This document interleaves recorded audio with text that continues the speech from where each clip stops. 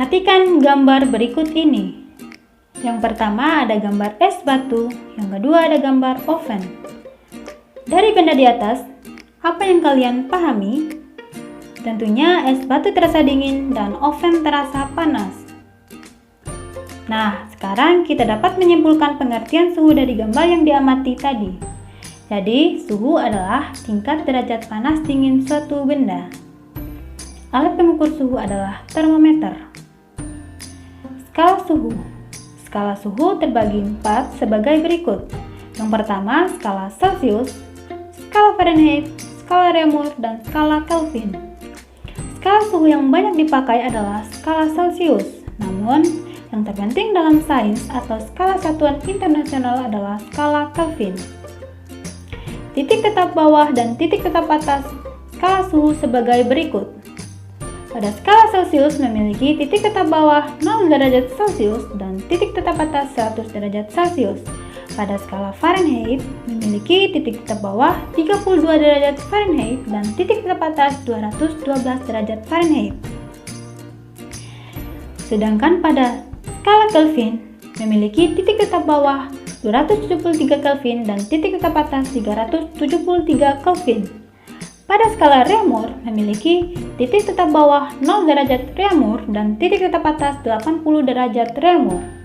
Titik tetap bawah disebut dengan titik beku air dan titik tetap atas disebut dengan titik didih air. Perbandingan suhu dengan matematikanya dapat dilihat sebagai berikut. Contoh soal. 45 derajat Celcius berapa Fahrenheit? Dapat kita sesuaikan dengan rumus di samping. C per 5 sama dengan F min 32 per 9, di mana nilai C adalah 45 derajat Celcius dibagi dengan 5 sama dengan F min 32 per 9. 45 bagi 5 sama dengan 9, jadi 9 sama dengan F min 32 per 9. Kita kali silangkan, 9 kali 9 sama dengan 81. 81 sama dengan F min 32. Kita pindah ruaskan, 81 plus 32 sama dengan F. Jadi, F sama dengan 113 derajat Fahrenheit.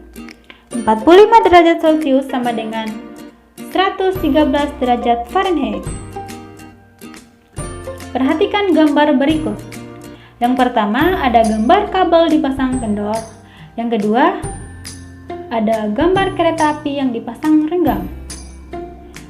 Siapa yang bisa menjelaskan peristiwa dua gambar di samping? Yang pertama, gambar kabel dipasang kendor agar kabel pada malam hari tidak putus karena pada suhu dingin kabel akan menyusut. Yang kedua, rel kereta api dipasang renggang. Rel kereta api dipasang renggang agar tidak bengkok karena pada siang hari rel kereta api akan bertambah panjang. Maka, kita dapat mengambil kesimpulan, pemuaian adalah bertambahnya ukuran suatu benda karena pengaruh perubahan suhu atau bertambahnya ukuran-ukuran karena menerima kalor. Untuk lebih jelasnya, ayo kita pelajari tentang pemuaian.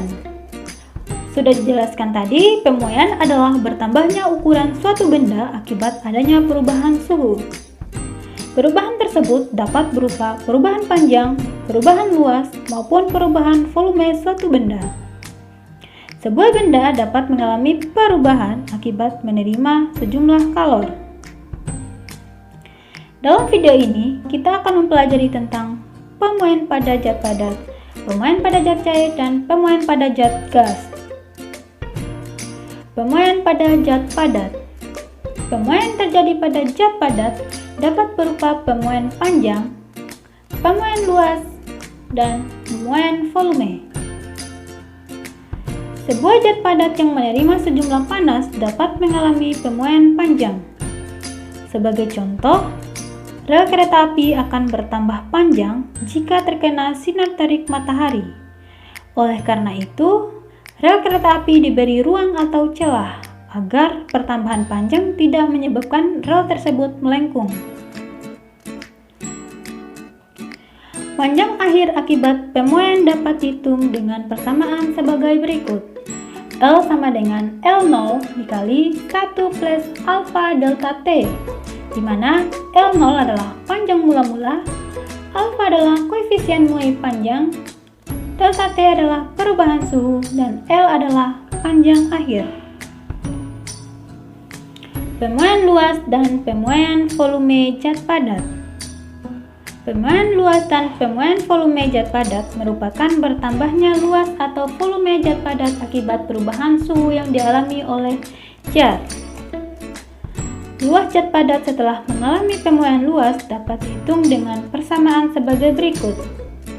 A sama dengan A0 kali 1 plus theta kali delta T, di mana A0 adalah luas mula-mula, theta adalah koefisien muai luas, dan delta T adalah perubahan suhu.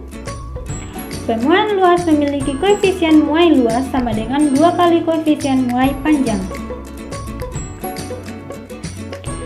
Sedangkan volume zat padat setelah mengalami pemuaian volume dapat dihitung dengan persamaan sebagai berikut.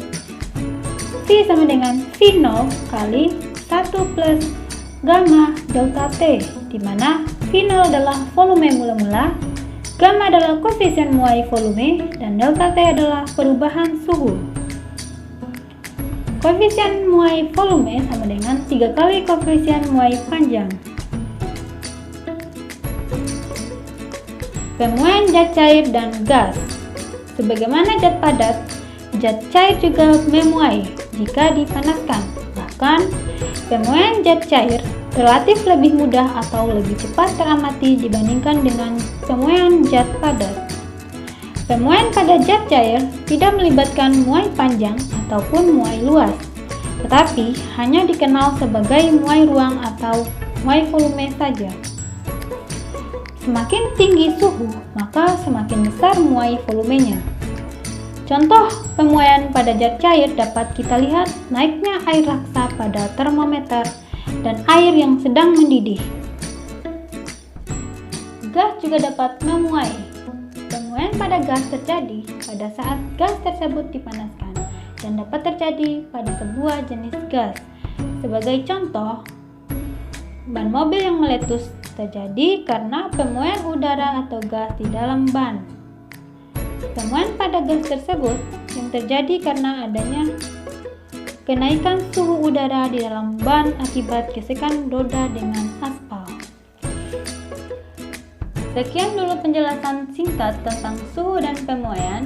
Jangan lupa berikan like jika video ini bermanfaat bagi Anda.